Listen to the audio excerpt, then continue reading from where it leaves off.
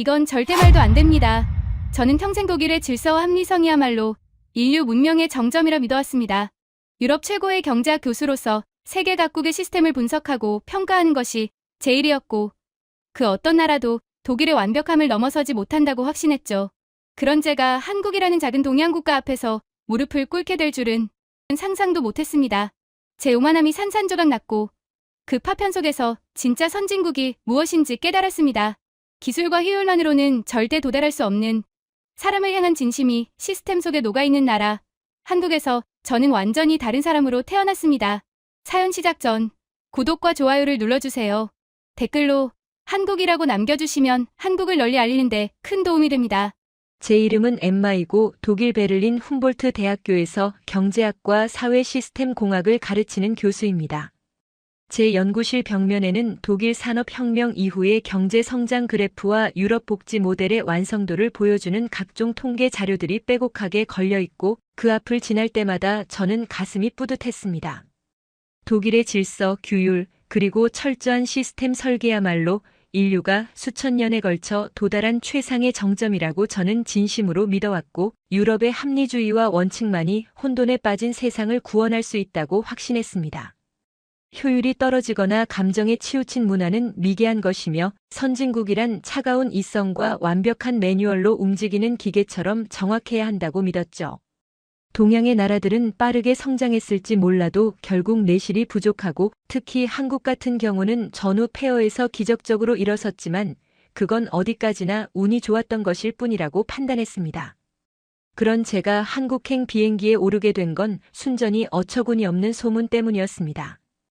독일 재계의 거물급 자산가들이 하나둘씩 한국으로 이주를 결심하고 있다는 이야기가 들려왔고, 심지어 제 오랜 친구인 한스마저 서울에 집을 알아보고 있다며 제게 전화를 걸어왔죠. 엠마, 한국의 시스템은 정말 놀라워. 독일보다 훨씬 앞서 있어라는 그의 말에 저는 콧방귀를 뀌었습니다. 질서의 본고장인 독일을 두고 동양의 작은 나라로 간다는 건 통계적으로 명백한 오류이고 감정에 휘둘린 비합리적 판단일 뿐이라고 단정지었죠. 저는 직접 그 실태를 조사하여 독일 시스템의 우월성을 입증하겠다는 오만한 목적을 품고 인천행 항공편 좌석에 앉았고, 이륙하는 비행기 창밖으로 사라지는 베를린의 정갈한 건물들을 보며 이틀이면 충분해, 한국의 허술함을 낱낱이 밝혀내고 돌아올 거야 라고 중얼거렸습니다.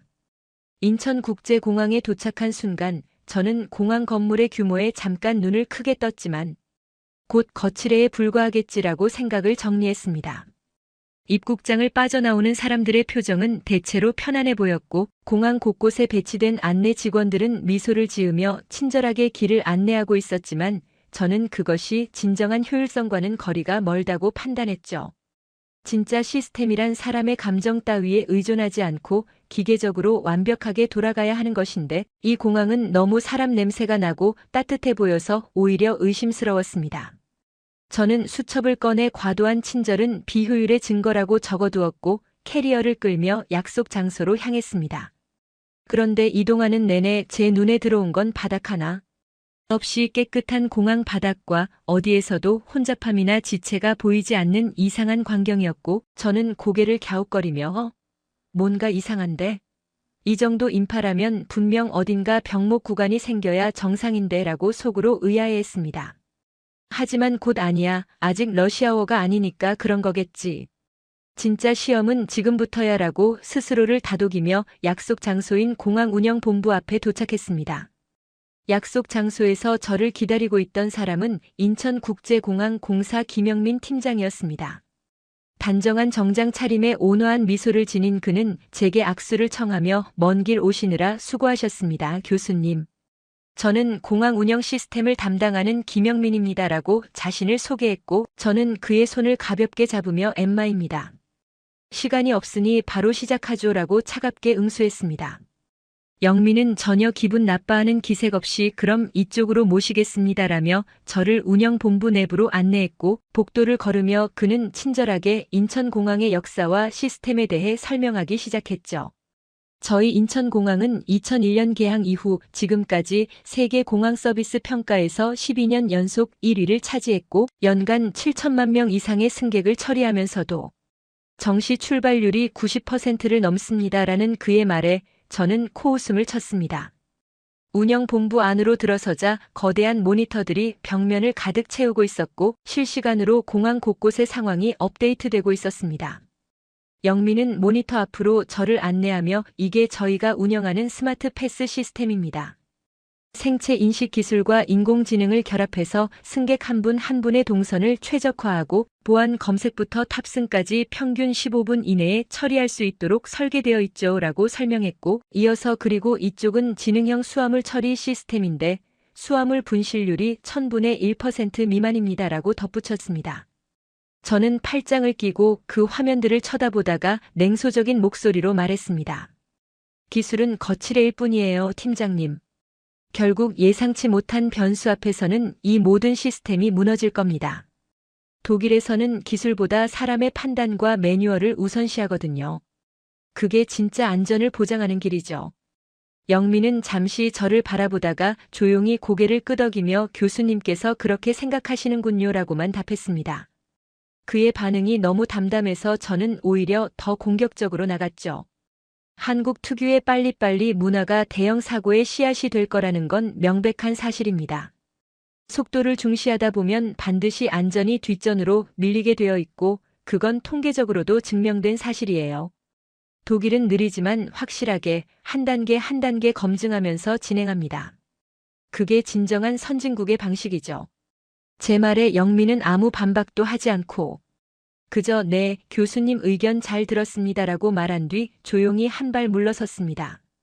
그의 태도가 마치 당신이 직접 보고 판단하세요라고 말하는 것처럼 느껴졌고 저는 그게 더 거슬렸습니다. 그럼 제가 직접 현장을 돌아보고 싶은데 가능할까요? 라고 제가 물었고 영민은 물론입니다. 원하시는 곳 어디든 안내해드리겠습니다라고 답했습니다. 저는 좋아요. 그럼 지금 당장 가장 복잡한 구역으로 가죠. 시스템이 정말 완벽한지 제 눈으로 확인하고 싶으니까요 라고 말하며 가방을 메고 일어섰습니다. 영민은 알겠습니다. 그럼 출국장 보안 검색대로 모시겠습니다. 지금이 오후 3시니까 곧 유럽행 항공편들이 집중되는 시간대라 가장 붐빌 겁니다라고 설명했고 저는 속으로 좋아 바로 그 혼돈 속에서 한국 시스템의 허점을 찾아낼 거야 라고 다짐했습니다. 복도를 걸으며 영민은 교수님 혹시 불편하신 점 있으시면 언제든 말씀해 주세요 라고 말했지만 저는 신경 쓰지 마세요. 저는 관찰자일 뿐이니까요 라고 쌀쌀맞게 대답했죠. 영민은 더 이상 아무 말도 하지 않았고 우리는 침묵 속에서 출국장으로 향했습니다. 저는 그 침묵이 편했고 역시 내 방식대로 하는 게 맞아라고 확신하며 앞으로 펼쳐질 한국 시스템의 실패를 목격할 준비를 했습니다. 출국장 보안 검색대에 도착하자 제 예상대로 수백 명의 승객들이 줄을 서 있었고 캐리어를 끄는 소리와 아이들 울음소리, 안내방송이 뒤섞여 웅성거리는 소리가 귓가를 때렸습니다. 저는 시계를 보며 오후 3시 10분 유럽행 집중시간대 시작이라고 수첩에 적었고 영민에게 지금부터 정확히 30분 후면 이 검색대는 마비될 겁니다라고 단언했습니다. 영민은 그렇게 생각하시는군요 라고만 답했고 저는 그의 태도가 마치 제 예측을 무시하는 것처럼 느껴져서 더 구체적으로 설명하기 시작했죠. 독일 프랑크푸르트 공항의 데이터를 기준으로 계산하면 이 정도 유동 인구를 이 정도 인력으로 감당하는 건 수치상 불가능합니다. 보안 검색 1명당 시간당 처리 가능한 승객은 최대 40명인데 지금 저기 보이는 검색대는 총 10개이고 각 검색대마다 직원이 2명씩 배치되어 있으니 시간당 최대 800명을 처리할 수 있겠죠. 하지만 지금 저 대기 인원은 최소 1000명은 넘어 보이고 30분 후면 1500명은 될 겁니다. 영민은 제 계산을 조용히 듣고 있다가 교수님 말씀이 이론적으로는 맞습니다라고 인정했지만 다만 저희는 조금 다른 방식으로 운영하고 있습니다라고 덧붙였습니다. 저는 코웃음을 치며 다른 방식이요? 결국 사람이 하는 일인데 무슨 다른 방식이 있겠어요. 독일식의 철저한 매뉴얼과 단계별 검증이야말로 안전을 보장하는 유일한 길입니다. 빨리 처리하겠다고 절차를 생략하면 그게 바로 사고로 이어지는 거예요 라고 반박했습니다. 영민은 아무 말 없이 고개만 끄덕였고 저는 그 모습이 마치 곧 보게 될 텐데 뭐라고 말하는 것처럼 보여서 더욱 자극을 받았죠. 저는 수첩을 펼치고 30분 후 예상 시나리오라는 제목 아래 항목들을 적기 시작했습니다. 1. 대기줄길이 현재의 2배로 증가. 2. 승객 불만 폭발로 항해 발생. 3. 보안 검색 인력 추가 투입 필요. 4. 최악의 경우 검색 지연으로 항공편 지연 발생. 그 순간 영민이 조심스럽게 말을 걸어왔습니다. 교수님, 한 가지만 말씀드려도 될까요? 저는 수첩에서 눈을 떼지 않고 뭔데요? 라고 퉁명스럽게 답했고, 영민은 지금부터 40분 정도는 저희 시스템을 주의 깊게 지켜봐 주시면 좋겠습니다. 교수님께서 예측하신 부분들이 실제로 어떻게 진행되는지 보시면 저희 시스템을 이해하시는 데 도움이 될 것 같습니다라고 말했습니다. 저는 그 말을 경고로 받아들였죠. 아, 그러니까 지금 제 예측이 틀릴 거라는 뜻인가요? 영민은 아닙니다. 다만 직접 보시는 게 낫다는 말씀입니다라고 답했고, 저는 좋아요, 두고 보죠. 제 예측이 정확하다는 걸 곧 확인하게 될 겁니다라고 자신만만하게 말하며 시계를 다시 한번 확인했습니다. 시간이 흐르면서 저는 점점 더 긴장하기 시작했습니다. 대기 인원은 계속 늘어나고 있었고 줄은 점점 길어지고 있었지만 이상하게도 승객들의 표정은 그다지 불안해 보이지 않았습니다. 오히려 스마트폰을 보거나 대화를 나누며 여유롭게 기다리는 사람들이 많았고 저는 아직 시간이 안 됐으니까 그런 거야. 30분만 지나면 분위기가 확 바뀔 거야 라고 속으로 중얼거렸습니다. 영민은 제 옆에서 조용히 서 있었고 가끔 무전기로 누군가와 짧게 대화를 나누는 것 외에는 아무것도 하지 않았죠. 저는 그 모습이 답답했습니다. 저 사람은 대체 뭘 하는 거지? 저렇게 가만히 있으면 상황이 악화될 텐데라고 생각하며 초조하게 시계를 쳐다봤고 드디어 30분이 지나가는 순간 저는 눈을 크게 뜨고 검색대를 응시했습니다.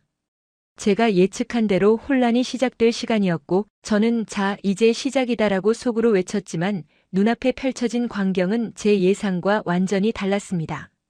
30분이 지난 시점 제가 예측했던 혼란은 일어나지 않았습니다. 아니, 정확히 말하면 대기 인원은 분명히 늘어났는데도 줄은 전혀 길어지지 않았고 오히려 계속 흘러가듯이 사람들이 검색대를 통과하고 있었습니다.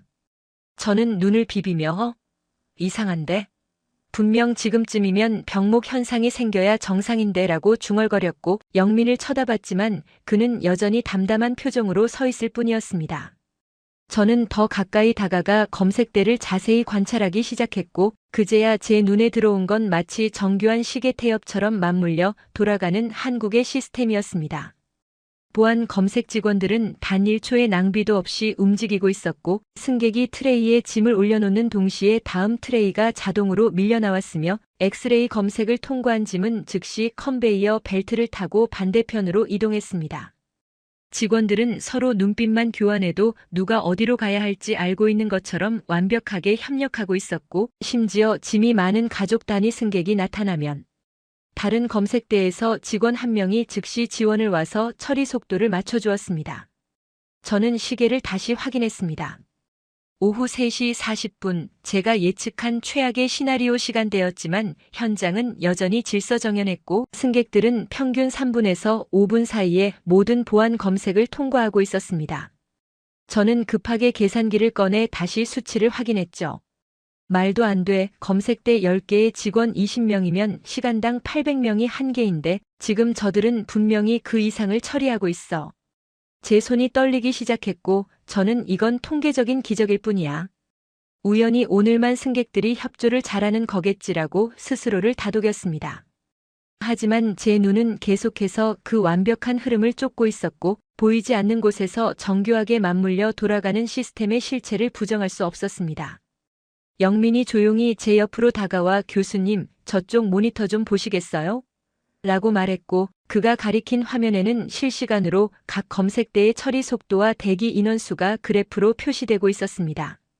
저희는 인공지능 기반 예측 시스템을 사용해서 10분 후에 승객 유입량을 미리 계산합니다라고 영민이 설명했고 화면을 손가락으로 가리키며 지금 보시는 이 그래프가 예측치인데 실제 유입량과 오차가 평균 3% 이내입니다.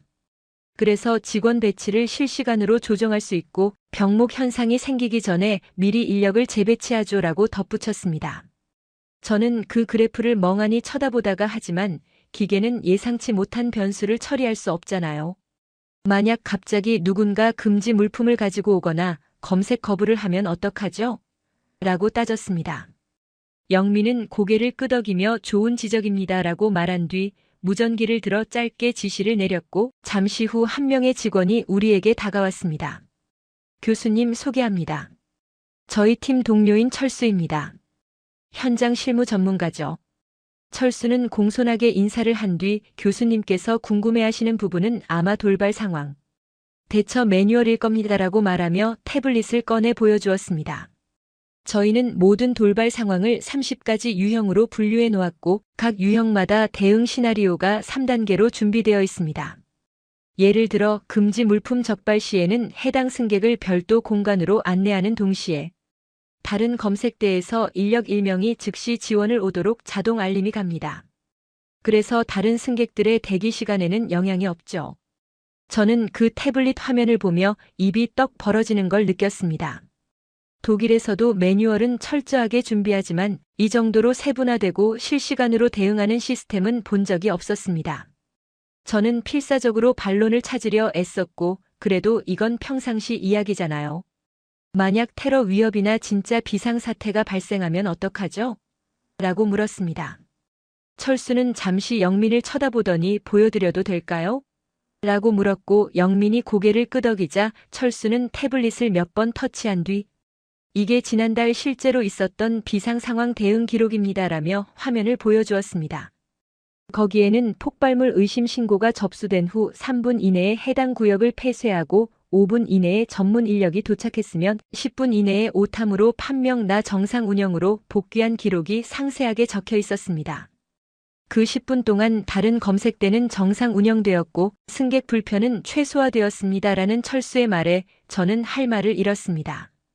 제 가슴이 두근거리기 시작했고 손바닥에 땀이 차올랐지만 저는 그걸 인정하고 싶지 않았습니다. 이건 우연이야, 오늘만 특별히 잘 돌아가는 거야 라고 속으로 되뇌었지만 제 심장은 이미 다른 이야기를 하고 있었습니다.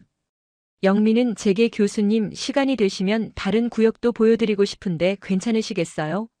라고 물었고 저는 아직 혼란스러운 마음을 정리하지 못한 채 네, 가죠라고 답했습니다.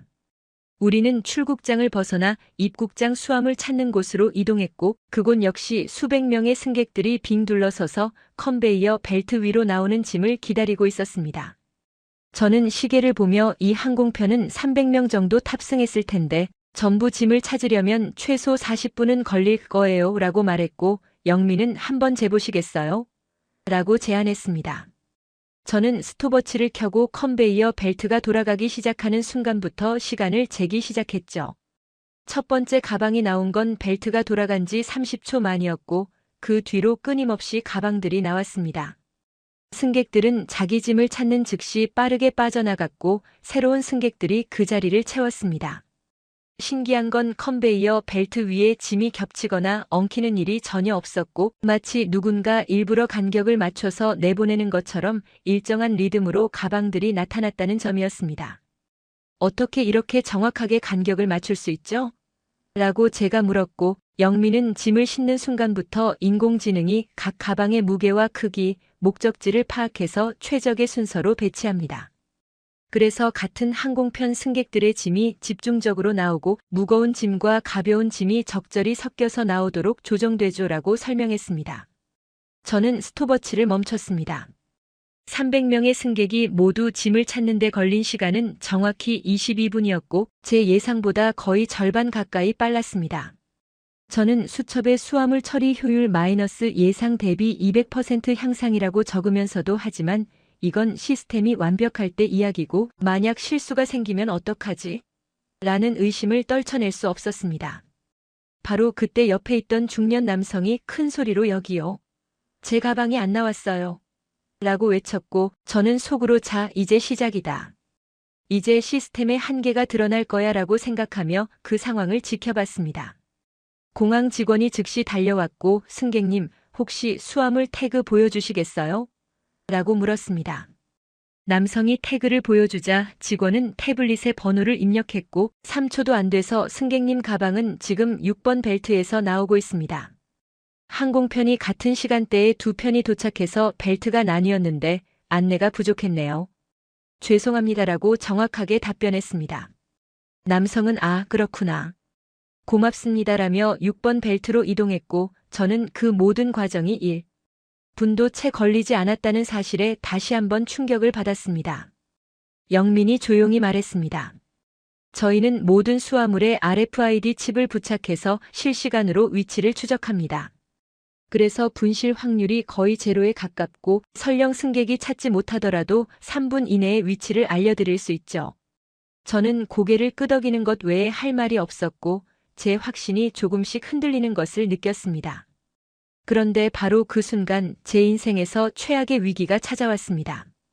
가방을 챙겨 이동하던 저는 갑자기 제 브리프케이스가 보이지 않는다는 걸 깨달았고 온몸에 식은땀이 흘렀습니다. 영민 씨, 제 브리프케이스가 없어요. 라고 저는 거의 비명에 가까운 목소리로 외쳤습니다. 그 케이스 안에는 제가 3년간 연구한 데이터가 담긴 초정밀 저장 장치가 들어있었고 그게 유출되면 제 교수직은 물론이고 학계에서의 평판까지 모두 끝장날 상황이었습니다. 영민은 즉시 제 표정을 읽고 언제 마지막으로 보셨어요? 라고 물었고 저는 떨리는 목소리로 출국장 보안 검색대에서 트레이에 올려놓은 것까지는 기억나는데 그 이후로는 모르겠어요 라고 답했습니다. 독일이었다면 분실물 신고부터 시작해서 확인까지 최소 일주일은 걸릴 일이었고 그 일주일 동안 누군가 제 저장 장치를 열어볼 가능성을 생각하니 다리에 힘이 풀렸습니다. 영민은 당황하는 기색 없이 무전기를 꺼내 보안 관제센터 긴급 상황입니다. 출국장 3번 검색대에서 브리프케이스 분실건 즉시 폐쇄 회로 TV 확인 부탁드립니다라고 지시했고 동시에 저에게 교수님 케이스 색깔과 특징 말씀해 주시겠어요? 라고 물었습니다. 저는 검은색이고 모서리에 은색 금속 테두리가 있어요. 크기는 가로 40cm, 세로 30cm 정도요라고 떨리는 목소리로 설명했고 영민은 그 정보를 즉시 무전으로 전달했습니다. 제 머릿속은 이미 최악의 시나리오로 가득 차 있었고 끝났어, 모든 게 끝났어라는 생각에 눈앞이 캄캄해졌습니다. 하지만 영민은 교수님, 일단 관제센터로 가시죠. 거기서 실시간으로 확인할 수 있습니다라고 차분하게 말하며 저를 이끌었습니다. 우리는 엘리베이터를 타고 관제센터로 이동했고 그곳에는 수십 개의 모니터가 벽면을 가득 채우고 있었습니다. 한 직원이 영민을 보자마자 팀장님 3번 검색대 영상 되감기 중입니다라고 보고했고 저는 그 모니터 앞으로 달려가 화면을 응시했습니다. 화면 속에서 제가 브리프케이스를 트레이에 올려놓는 모습이 보였고 검색을 통과한 후 케이스를 찾는 모습까지 나왔습니다. 그런데 그 다음 순간 저는 케이스를 벤치에 잠깐 내려놓고 영민과 대화를 나누며 걸어가는 모습이 보였고 케이스는 그 벤치에 그대로 남아 있었습니다. 저기요? 라고 저는 소리쳤고 직원은 네, 확인했습니다. 지금 해당 위치 확인하겠습니다라며 다른 카메라 화면으로 전환했습니다. 실시간 화면에는 여전히 그 벤치에 제 케이스가 놓여 있었고 주변에는 보안 요원 한 명이 케이스를 지키고 서 있었습니다. 영민이 무전기로 보안 요원, 해당 케이스 확보 부탁드립니다라고 지시했고 화면 속 보안 요원이 고개를 끄덕이며 케이스를 들고 관제센터 쪽으로 걸어오기 시작했습니다. 시계를 보니 제가 분실을 알린 시점부터 정확히 30분이 지났고 잠시 후 문이 열리며 보안 요원이 제 케이스를 들고 들어왔습니다. 교수님 건 맞으신가요? 라는 영민의 질문에 저는 황급히 케이스를 확인했고 안에 든 저장 장치가 고스란히 있는 것을 보며 그 자리에 주저앉을 뻔했습니다. 제 손은 여전히 떨리고 있었고 브리프케이스를 꼭 껴안은 채 저는 한동안 말을 잇지 못했습니다. 영민이 조용히 물 한 잔을 건네며 괜찮으세요? 라고 물었고 저는 고개를 끄덕이는 것조차 힘들었지만 간신히 감사합니다라고 말했습니다.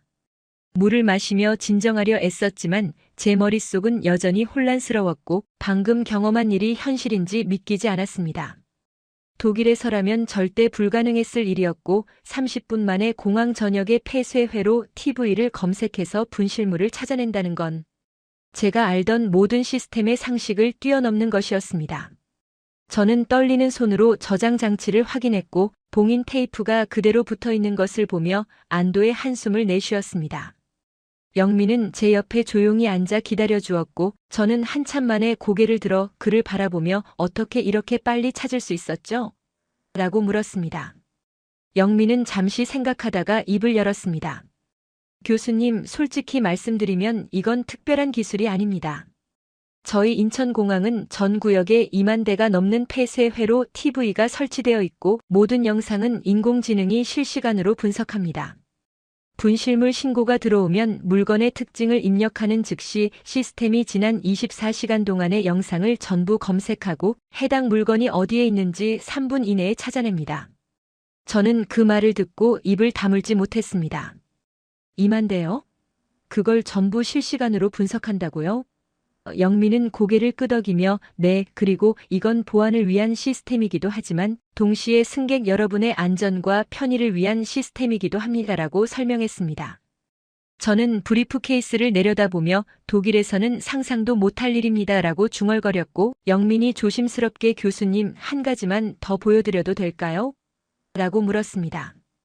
영민은 저를 다시 관제센터 모니터 앞으로 데려갔고 한 화면을 가리키며 이게 지금 이 순간 공항 전체의 인원 분포도입니다라고 설명했습니다. 화면에는 공항 내부가 열지도처럼 표시되어 있었고 사람이 많이 모인 곳은 붉은색으로 한산한 곳은 파란색으로 표시되어 있었습니다. 저희는 이 데이터를 기반으로 청소 인력, 안내 인력, 보안 인력을 실시간으로 재배치합니다. 예를 들어 지금 보시면 출국장 면세점 구역이 붉은색으로 표시되어 있죠. 10분 후면 이 인파가 탑승구로 이동할 것이고 그러면 탑승구 쪽 안내 인력을 미리 증원해야 합니다라는 영민의 설명을 듣는 동안 저는 할 말을 잃었습니다. 이건 단순한 공항 운영이 아니라 하나의 거대한 생명체처럼 유기적으로 움직이는 시스템이었고 제가 평생 연구해온 독일의 시스템보다 훨씬 더 정교하고 인간적이었습니다. 그런데 팀장님라고 저는 떨리는 목소리로 물었습니다. 이 모든 시스템을 운영하려면 엄청난 인력과 비용이 들 텐데 어떻게 감당하시나요?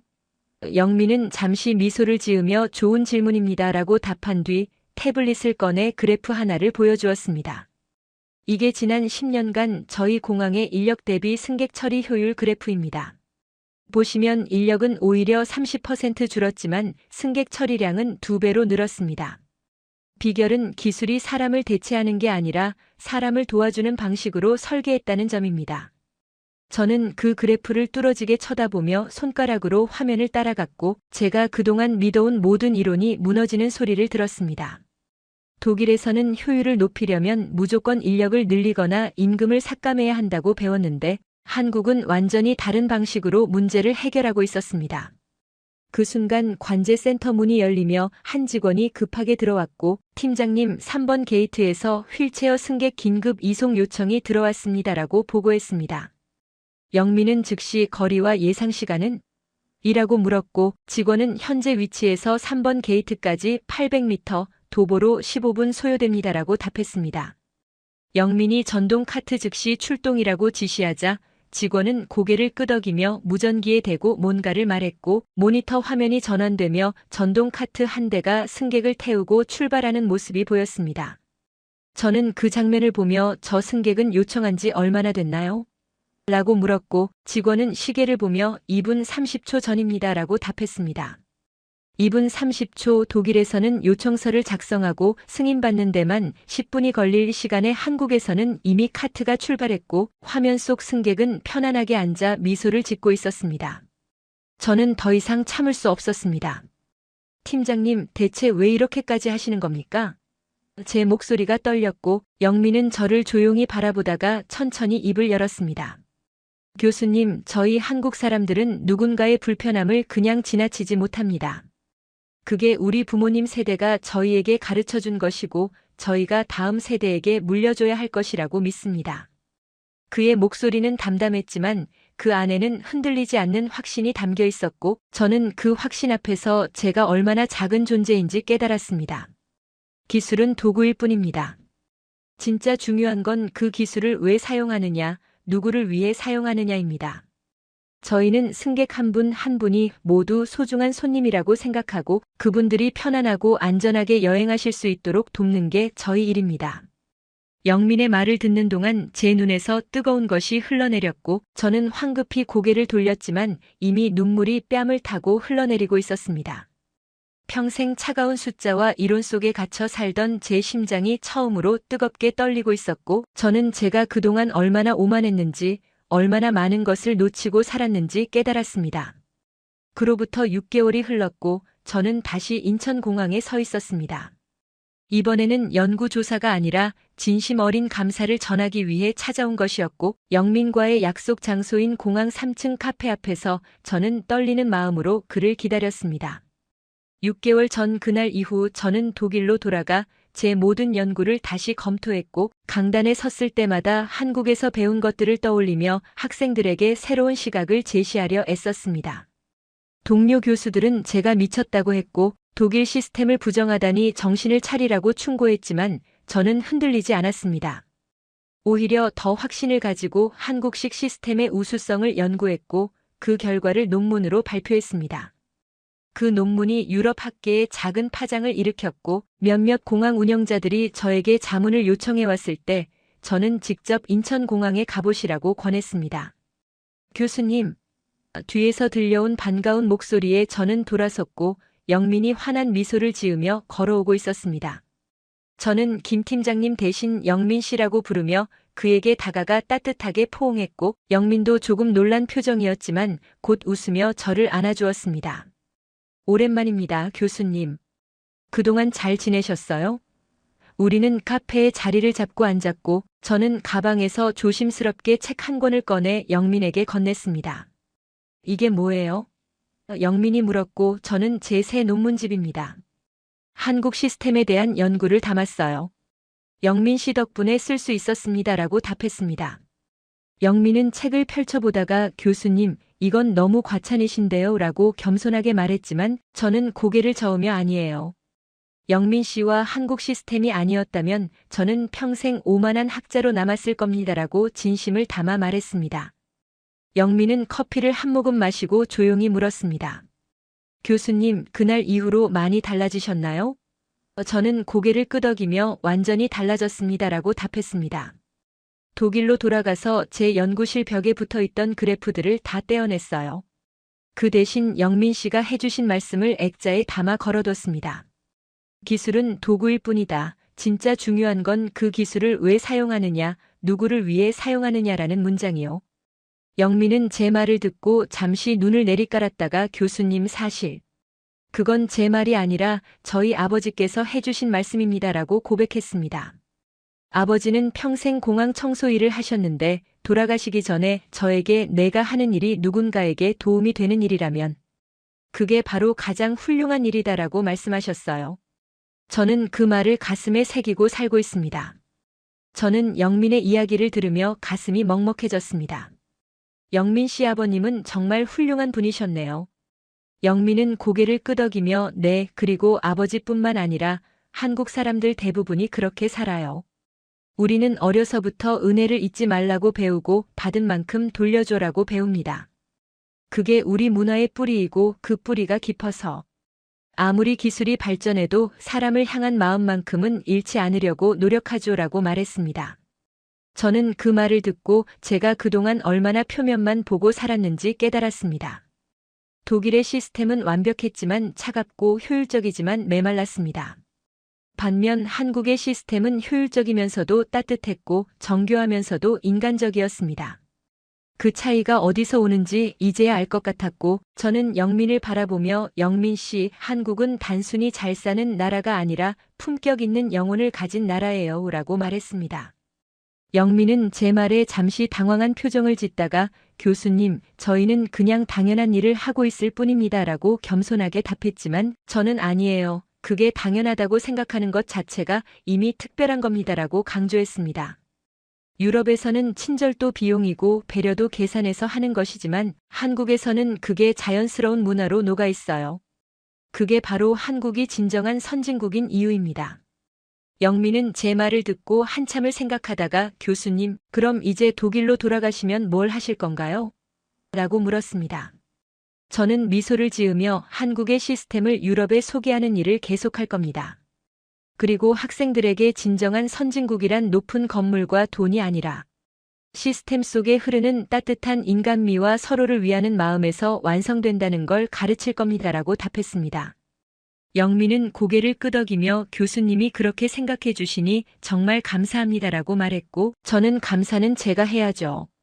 영민 씨가 아니었다면 저는 평생 오만한 채로 살았을 테니까요 라고 답했습니다. 우리는 한참 동안 이야기를 나눴고 영민은 제게 최근 공항에서 도입한 새로운 시스템들에 대해 설명해 주었습니다. 환경을 생각하는 친환경 에너지 시스템, 장애인을 위한 맞춤형 안내 서비스, 어린이를 위한 놀이 공간까지 모든 것이 사람을 중심에 두고 설계되어 있었습니다. 저는 그 이야기를 들으며 한국은 앞으로도 계속 진화하겠네요 라고 감탄했고 영민은 저희는 멈추지 않을 겁니다. 더 많은 사람들이 편안하고 행복하게 여행할 수 있도록 계속 노력할 거예요 라고 다짐했습니다. 카페를 나서며 저는 영민과 다시 한번 포옹했고 다음에 또 올게요.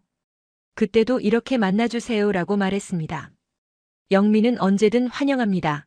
교수님이라고 답했고 저는 그의 뒷모습을 바라보며 이 사람이야말로 진정한 프로페셔널이다라고 속으로 외쳤습니다. 그로부터 다시 수개월이 흐른 지금 저는 베를린의 제 연구실에 앉아 창밖을 바라보고 있습니다.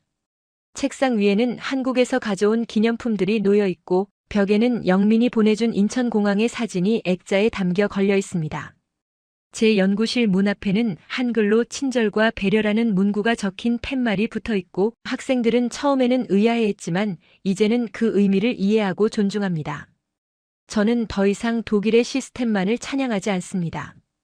강단에 설 때마다 저는 학생들에게 진정한 선진국은 효율만으로 만들어지지 않는다고 가르치고 한국의 사례를 들어 설명합니다. 동료 교수들은 여전히 제게 냉소를 보내지만 점점 더 많은 학생들이 제 강의를 듣기 위해 찾아오고 그들의 눈빛에서 저는 변화의 가능성을 봅니다. 지난주에는 독일 교통부 장관이 직접 저를 찾아왔습니다. 엠마 교수님, 당신의 논문을 읽고 깊은 인상을 받았습니다. 우리 독일도 한국의 시스템을 배워야 할 때가 온 것 같습니다. 라는 그의 말에 저는 가슴이 벅차올랐습니다. 장관은 제게 프랑크푸르트 공항 현대화 프로젝트의 자문을 요청했고 저는 그 자리에서 한국 인천공항의 시스템을 벤치마킹해야 합니다라고 제안했습니다. 장관은 고개를 끄덕이며 그럼 교수님께서 직접 한국 측과 협의해 주시겠습니까? 라고 부탁했고 저는 물론입니다. 기꺼이 다리 역할을 하겠습니다라고 답했습니다. 그날 밤 저는 영민에게 이메일을 보냈고 다음 날 아침 영민으로부터 교수님, 정말 기쁜 소식이네요. 언제든 협력할 준비가 되어 있습니다라는 답장을 받았습니다. 제 삶은 완전히 달라졌습니다. 예전에는 학생들에게 독일식으로 해라, 정확하게 해라, 감정을 배제하라고 가르쳤지만 이제는 사람을 먼저 생각하라, 기술은 도구일 뿐이다. 진짜 중요한 건 왜 그 일을 하느냐라고 가르칩니다. 학생들의 반응도 달라졌습니다. 한 학생은 교수님, 저는 교수님 덕분에 엔지니어가 아니라 사람을 돕는 엔지니어가 되고 싶어졌어요 라고 말했고 또 다른 학생은 한국에 가서 직접 공부하고 싶습니다라고 말했습니다. 저는 그런 학생들을 보며 제가 하는 일이 헛되지 않다는 확신을 얻었고 더 열심히 한국의 우수성을 알리겠다고 다짐했습니다. 지난달에는 독일 공영방송에서 저를 인터뷰하러 왔습니다. 엠마 교수님, 당신은 평생 독일 시스템을 연구하셨는데 왜 갑자기 한국을 찬양하십니까? 라는 앵커의 질문에 저는 이렇게 답했습니다. 저는 찬양하는 게 아니라 사실을 말하는 겁니다. 한국은 세계 최고의 기술력과 시스템을 보유하고 있으면서도 가장 인간적인 정을 잃지 않는 유일한 나라입니다. 독일이 배워야 할 건 기술이 아니라 그 기술을 사용하는 철학입니다. 방송이 나간 후 수백 통의 이메일이 쏟아졌고 대부분은 교수님 말씀이 맞습니다. 저도 한국에 가보고 싶습니다라는 내용이었지만 일부는 독일을 배신했다는 비난도 있었습니다. 하지만 저는 흔들리지 않았습니다. 진실은 언제나 비난을 동반하지만 그렇다고 해서 진실을 말하지 않을 수는 없으니까요. 얼마 전에는 제 오랜 친구 한스가 서울에서 연락을 해왔습니다. 엠마, 나 정말 한국으로 이사했어. 너도 와봐. 여기는 정말 대단해라는 그의 목소리에는 행복이 가득했고 저는 한스, 이제야 내 선택이 옳았다는 걸 인정할게. 나도 곧 갈게라고 답했습니다. 한스는 서울에서 작은 카페를 운영하며 한국 사람들과 어울려 살고 있다고 했고, 여기 사람들은 정말 따뜻해. 독일에서는 느껴보지 못한 감정이야 라고 말했습니다. 저는 그 말을 듣고 제가 인천공항에서 느꼈던 그 따뜻함을 떠올렸고, 언젠가 저도 한국에서 더 오래 머물며 연구하고 싶다는 생각을 했습니다. 제 연구실에는 이제 한국에 관심 있는 학생들이 정기적으로 모여서 세미나를 합니다. 우리는 한국의 교통 시스템, 의료 시스템, 교육 시스템을 연구하고 그것이 독일에 어떻게 적용될 수 있는지 토론합니다. 학생들은 열정적으로 참여하고 저는 그들을 보며 미래에 대한 희망을 봅니다. 한 학생은 교수님, 저는 졸업 후에 한국에 가서 일하고 싶어요. 그리고 독일로 돌아와서 한국에서 배운 것을 전파하고 싶습니다라고 말했고, 저는 그 학생의 어깨를 두드리며 그래, 그게 바로 진정한 학자의 자세다라고 격려했습니다. 저는 이제 제 역할이 단순히 지식을 전달하는 것이 아니라 다리를 놓는 것이라고 믿습니다. 독일과 한국, 유럽과 아시아, 차가운 효율과 따뜻한 인간미 사이에 다리를 놓아 서로 배우고 성장할 수 있도록 돕는 것이 제 사명이라고 생각합니다. 매일 아침 연구실에 출근하면 저는 벽에 걸린 인천공항 사진을 바라봅니다. 그 사진 속에는 영민이 웃고 있는 모습이 담겨 있고 저는 그 미소를 보며 오늘도 최선을 다하자고 다짐합니다. 한국이 제게 가르쳐 준 것은 기술이나 시스템이 아니라 사람을 대하는 마음이었고 그 마음을 잃지 않는 한 어떤 어려움도 극복할 수 있다는 믿음이었습니다. 저는 이제 더 이상 오만한 학자가 아닙니다. 겸손하게 배우고 진심으로 나누며 사람을 먼저 생각하는 학자가 되었습니다. 그리고 그 변화의 시작점에는 한국이 있었고 영민이 있었고 인천공항이 있었습니다. 지금 이 순간 저는 다시 한번 처음 한국행 비행기에 올랐던 그날을 떠올립니다. 독일의 질서와 합리성이야말로 인류 문명의 정점이라 믿으며 한국은 그저 운이 좋았을 뿐이라고 단정지었던 그 오만한 교수의 모습을 떠올리면 지금도 얼굴이 화끈거립니다. 제가 얼마나 좁은 시야로 세상을 봤는지, 얼마나 표면적인 것만 보고 본질을 놓쳤는지 그 모든 것이 부끄럽고 또 부끄럽습니다. 하지만 동시에 저는 그 오만함을 깨트릴 수 있는 기회를 얻었다는 것에 감사합니다. 만약 제가 한국에 가지 않았더라면, 영민을 만나지 못했더라면, 인천공항의 그 완벽한 시스템과 따뜻한 마음을 경험하지 못했더라면 저는 평생 차가운 이론 속에 갇혀 진짜 중요한 것을 보지 못하고 살았을 겁니다. 한국은 제게 단순히 선진국의 모델을 보여준 게 아니라 인생의 새로운 방향을 제시해 주었고 학자로서뿐만 아니라 인간으로서 성장할 수 있는 길을 열어주었습니다. 제가 한국에서 배운 가장 큰 교훈은 진정한 선진국이란 높은 건물과 돈으로 만들어지는 게 아니라는 사실입니다. 물론 기술과 경제력도 중요하지만 그것만으로는 결코 사람들의 마음을 움직일 수 없고 진정한 존경을 받을 수도 없습니다. 한국이 위대한 이유는 세계 최고 수준의 기술력과 시스템을 보유하고 있으면서도 그 모든 것의 중심에 사람을 두기 때문입니다. 공항 직원 한 명 한 명이 승객을 단순한 고객이 아니라 소중한 손님으로 대하고 시스템을 설계할 때도 효율만 생각하는 게 아니라 사람의 편의와 안전을 최우선으로 고려합니다. 그리고 그런 마음가짐이 개인의 선택이 아니라 문화로, 교육으로, 사회 전체의 가치관으로 자리 잡고 있다는 점이 정말 놀랍습니다. 독일에서는 친절도 매뉴얼에 따라 하고 배려도 규정에 명시되어 있어야 하지만 한국에서는 그게 너무나 자연스러운 일상이고 당연한 문화입니다. 저는 이제 학생들에게 이렇게 말합니다. 여러분, 세상에서 가장 앞선 나라가 어디인지 알고 싶다면 그 나라의 건물 높이나 경제 지표를 보지 마세요. 그 나라 사람들이 서로를 어떻게 대하는지, 약자를 어떻게 배려하는지, 시스템 속에 얼마나 따뜻한 마음이 녹아 있는지를 보세요. 그 기준으로 본다면 한국은 세계 최고의 선진국입니다. 학생들은 처음에는 의아해하지만 제가 인천공항에서 경험한 이야기를, 영민과의 대화를, 그리고 제 브리프 케이스를 30분 만에 찾아준 그 놀라운 시스템을 설명하면 점점 고개를 끄덕입니다. 그리고 강의가 끝나면 여러 학생들이 다가와 교수님, 저도 한국에 가보고 싶어요. 한국 사람들은 정말 그렇게 따뜻한가요? 라고 물어옵니다. 저는 그럴 때마다 자신 있게 그렇습니다. 직접 가서 경험해 보세요.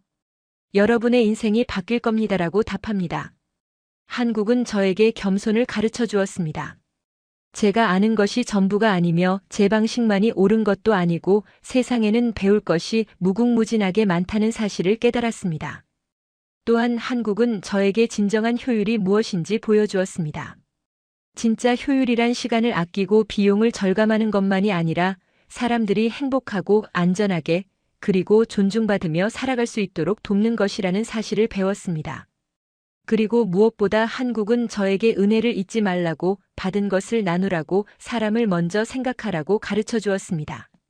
이 모든 것이 영민이라는 한 사람을 통해 인천공항이라는 한 장소를 통해 제게 전해졌고 저는 그 은혜를 평생 잊지 않을 것입니다.